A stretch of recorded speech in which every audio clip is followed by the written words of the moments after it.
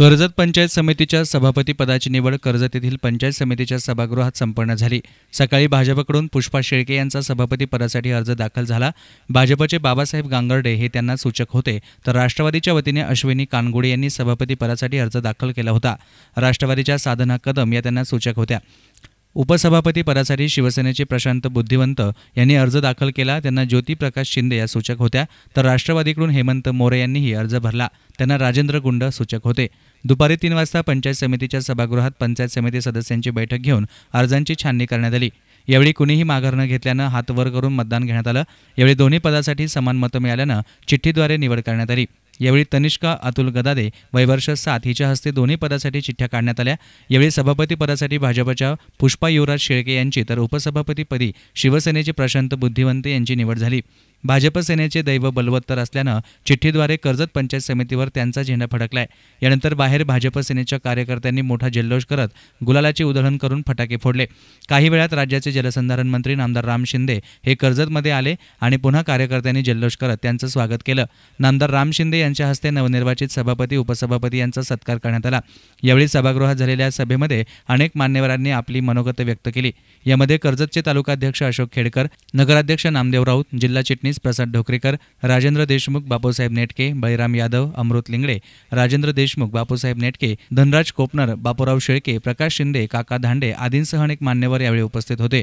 नामदार राम शिंदे यांनी नूतन पदाधिकाऱ्यांचे अभिनंदन करत कर्जत पंचायत समितीमध्ये काम करण्याची जबाबदारी वाढली असून सर्वांनी चांगले काम करून लोकांचा विश्वास सार्थ करावा असं म्हणत तालुक्यात आणि जिल्ह्यात अपेक्षित यश न मिळाल्याबद्दल नाराजी व्यक्त केली। पंचायत समितीच्या सभापती उपसभापतीच्या निवडणुकीच्या दरम्यान आज भारतीय जनता पार्टी आणि शिवसेनेच्या एकूण सदस्यांपैकी 4 सदस्य होते।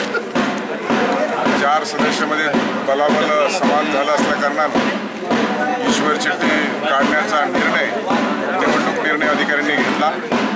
निश्चितपणे निवडणूक निर्णय अधिकाऱ्यांनी घेतलेला हा नियमानुसार जो निर्णय होता त्या अनुषंगाने ईश्वर चिठ्ठीच्या माध्यमातून भारतीय जनता पार्टीच्या सभापती सौभाग्यवती पुष्पाताई युवराज शेळके ह्या सभापती विराजमान झाल्या, तर उपसभापती म्हणून शिवसेनेचे प्रशांत बुद्धिवंत हे विराजमान झाले। निश्चितपणे हा कौल आमच्या बाजूने दिला।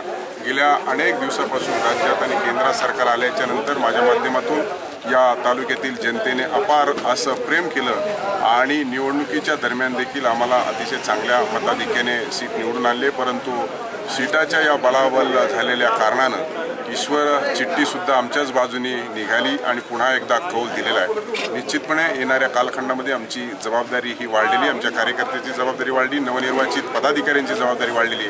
येणाऱ्या कालखंडामध्ये देखील या कर्जत तालुक्यामधील पायाभूत आणि मूलभूत सुविधा संपूर्ण गावापर्यंत, वाडी वस्तीपर्यंत पोहोचवण्यासाठी हे काम खऱ्या अर्थानं करण्यासाठी हे नवनिर्वाचित सभापती, उपसभापती आणि आमचे पंचायत समिती सदस्य, जिल्हा परिषद सदस्य हे काम करतील असा विश्वास या गोदड महाराजाच्या चरणी दर्शन घेत असताना आम्ही मागितला आणि म्हणून हा निकाल, ही निवडणूक आणि आमचे निवडलेले पदाधिकारी हे तालुक्यातील जनतेने, कार्यकर्त्याने अतिशय निश्चिंत असं प्रेम आमच्यावर केलं, हा म्हणून हा सर्व निकाल आणि हे सर्व पदाधिकारी निवडले गेले हे संपूर्ण तालुक्याला मी समर्पित करतो आणि येणाऱ्या कालखंडामध्ये आमची जबाबदारी वाढली आहे ही मनामध्ये जाणीव ठेवून भविष्य काळामध्ये निश्चितपणे अतिशय चांगल्या पद्धतीनं या तालुक्यामध्ये काम या पंचायत समितीच्या माध्यमातून करू असा मी विश्वास व्यक्त करतो।